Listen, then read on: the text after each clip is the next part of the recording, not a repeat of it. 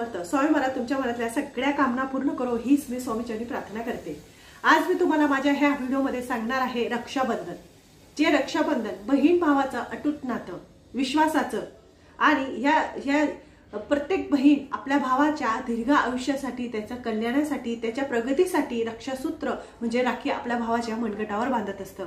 आणि हे बंधन खूप अटूट आहे. बहीण किती बी रागावलेली असू द्या, बहीण भांडण करून गेलेली असू द्या, तरी सुद्धा ती बहीण आपल्या भावाचं चांगलंच करत असते, चांगलंच म्हणत असते. त्यामुळे ते बहीण आपल्या भावाच्या दीर्घ आयुष्यासाठी त्याच्या मनगटावर राखी बांधत असते. त्याच्यासाठी आपल्याला 2 शब्द आपल्या भावासाठी बोलून दाखवायचे आहे, जे स्वामींजवळ सांगायचे आहे. ते मी तुम्हाला आता बोलून दाखवते. बघा, रक्षाबंधन येते स्वामी, रक्षाबंधन येते स्वामी. माझ्या भावाच्या आयुष्यात नेहमी म्हणजे त्याला नेहमी खुश ठेवा.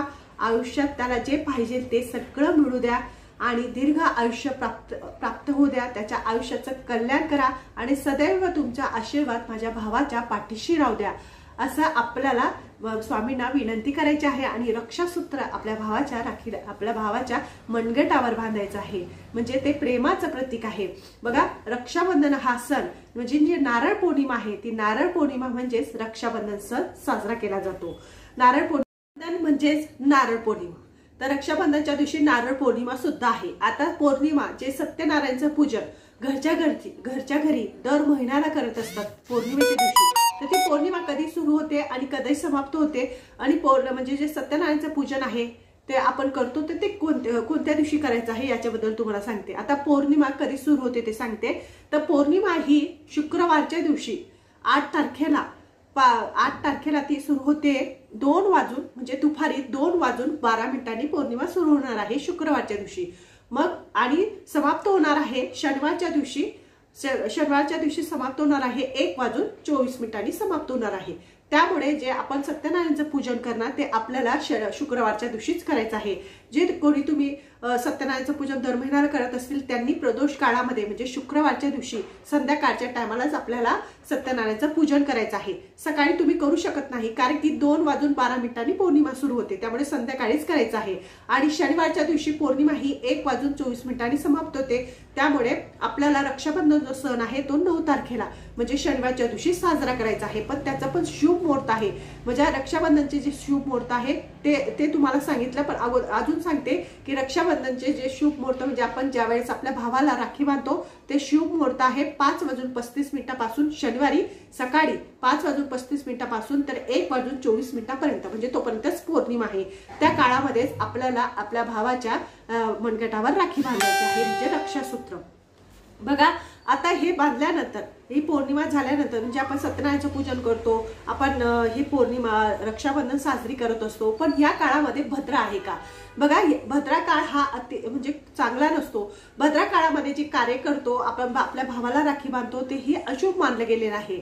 असं पूर्वीच्या ग्रंथांमध्ये असं सांगितलेलं आहे की ज्या वेळेस रावण ज्या वेळेस श्रीराम प्रभूंशी युद्ध करण्यासाठी गेलेले होते, त्या दिवशी भद्रा होता, म्हणजे रक्षाबंधन होतं. आणि त्या रक्षाबंधनच्या टायमाला भद्रा आलेला होता. भद्रा काळामध्ये रावणाच्या बहिणीने रावणाला राखी बांधली. त्यामुळे त्या भद्रा काळामध्ये राखी बांधल्यामुळे त्याचा वध झालेला आहे, ते अपराजित झालेला आहे. तर त्यामुळे हा भद्रा काळ अतिशय अशुभ सांगितलेला आहे. या भद्रा काळामध्ये आपल्या भावाला कधीच राखी बांधू नका. पण या वर्षी भद्रा आलेलाच नाही. या वर्षी प्रत्येक वर्षी भद्रा काळ येतो, पण ह्या वर्षी भद्रा काळ नाही.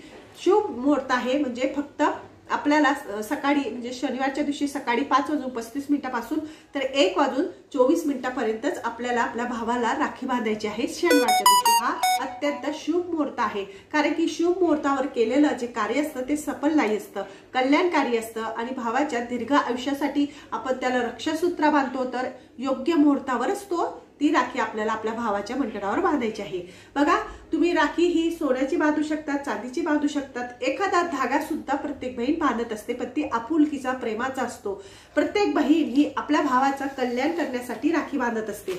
तर आज मी तुम्हाला सांगणार आहे 1.25 कोटी जप झालेल्या राख्या ज्या स्वामी समर्थ केंद्रामध्ये मिळतात, त्या तुम्ही आवर्जून आणा. त्याचा अनुभव आहे, कारण की एवढा मंत्र जप त्याच्यावर झालेला असतो आणि ती जर आपण आपल्या भावाच्या मनगटावर बांधली तर त्याचा आयुष्याचं कल्याणच होणार। बघा, ह्या राख्या मी दरवर्षी माझ्या भावाला, माझ्या बहिणीच्या मुलांना त्यांना बांधत असते, म्हणजे आमच्या घरातले छोटे छोटे मुलं आहेत त्यांना बांधत असते।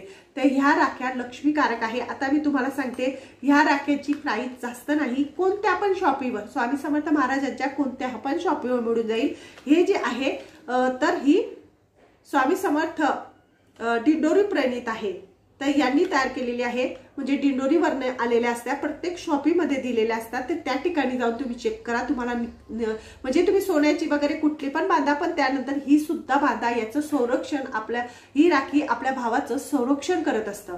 बघा, आता ही लहान बाळाची आहे, म्हणजे लहान बाळ वगैरे असतं त्यांना तुम्ही बांधू शकता। तर याच्यामध्ये जे मणी असतात ते तुम्हाला सांगते।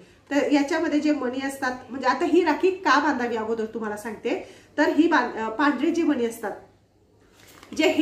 हे जे पांढरे मणी असतात बघा, हे जे पांढरे मणी असतात ते हिंसक पाण्यापासून त्याचं संरक्षण करत असतात। रुद्राक्ष व तुळशीचे मणी, रुद्राक्ष आणि तुळशीचे मणी सुद्धा आहे त्याच्यात, तर ते आध्यात्मिक विकास व मन शांतीसाठी असतात। नंतर स्फटिक क्रिस्टलचे मणी, ते सकारात्मक ऊर्जा वाढवणारे असतात। कमलगठ्ठ्याचे मणी, कमलगठ्ठ्याचे मणी जे असतात ते लक्ष्मी प्राप्तीचे असतात। आणि टायगर स्टोन आहे याच्यात, ते आत्मविश्वास वाढवण्यासाठी असतात। नंतर रक्तचंदन मणी असतो, नंतर ना अँटी एटिरेशन हा सुद्धा त्याच्यात मणी आहे, म्हणजे याच्याने आपल्या भावाचं रक्षण होत असतं, त्याचं संरक्षण होत असतं, लहान मुलांचं संरक्षण होत असतं। जे मुलं चिडचिड करतात, लहान मुलं रागराग करतात, रडत असतात, सारखं आजारी पडत असतात, तर त्याचं संरक्षण ही राखी करत असते। कारण की 1.25 लाख जप झालेली राखी, तुम्ही विचार करा की याच्यावर किती 1.25 लाख जप झालेली राखी किती पवित्र झालेली असेल। तर हीच राखी आपण आपल्या भावाला बांधायची आहे, भले तुम्ही दुसरी बांधू शकता। नंतर ही लहान मुलांसाठी आहे, ही फक्त 18 रुपयाला आहे, कदाचित आता 20 रुपयाला झाली असेल। आणि ही कमलगठ्ठ्याची आहे, ही आपल्या भावाच्या मनगटावर बांधा। याच्यात कवडी आहे, कमलगठ्ठ्याचे मणी आहेत, नंतर तुळशीचे मणी आहे, स्फटिक मणी आहे, नंतर पांढरा मणी आहे, रुद्राक्ष आहे, हे सगळं रक्षण करणारे मणी आहे, पवित्र मणी आहे। तुम्ही स्वतः सुद्धा बांधू शकतात। बघा, हे असे सुद्धा आहे। तर ह्या ज्या राख्या आहेत ते निश्चितच तुम्ही तुमच्या भावासाठी घेऊन या आणि अनुभव बघा, कारण की याच्याने खूप आध्यात्मिक प्रगती होते, कल्याण होतं। कारण की हिंसक प्राणी, कुत्रे वगैरे किंवा नकारात्मक शक्ती, त्याच्याने मन शांत राहतं, आत्मविश्वास वाढतो। त्याची प्रगती होण्यासाठी प्रत्येक बहिणीने आपल्या भावासाठी अशीच राखी स्वामी समर्थ केंद्रामधून आणायची आहे, कारण की त्याच्या 1.25 लाख कोटी असा जप झालेला आहे महाराजांचा। तर ही खूप स्वस्त आहे, 35 रुपयाला आहे, 45 रुपयाला आहे, 18 रुपयाला आहे, जास्त प्राइस नाही, खूप कमी प्राइस आहे। बघा, आता ही जी आहे ती 45 रुपयाला आहे, ही 45 रुपयाला आहे, ही 36 रुपयाला आहे। त्याच्यात कवडी वगैरे आणि कमलगठ्ठ्याचे मणी वगैरे आहे, ही 36 रुपयाला आहे। नंतर ना, भले तुमचे भाऊ, आता मॉडर्न जमाना आलेला आहे, तर मॉडर्न राख्या आपले भाऊ मागत असतात, तर मॉडर्न पण असू द्या, पण थोडा वेळ, एक दिवस त्यांच्या हातावर बांधा। नंतर त्यांच्या बॅगमध्ये, त्यांची स्कूल बॅग असेल, त्यांची जॉबला जे जात असतील त्या बॅगेमध्ये किंवा त्यांच्या पाकिटामध्ये तुम्ही काढून ठेवायला लावली तरी सुद्धा चालेल, पण एक दिवस तरी तुमच्या भावाच्या मनगटावर ही राखी बांधून बघा आणि अनुभव घ्या।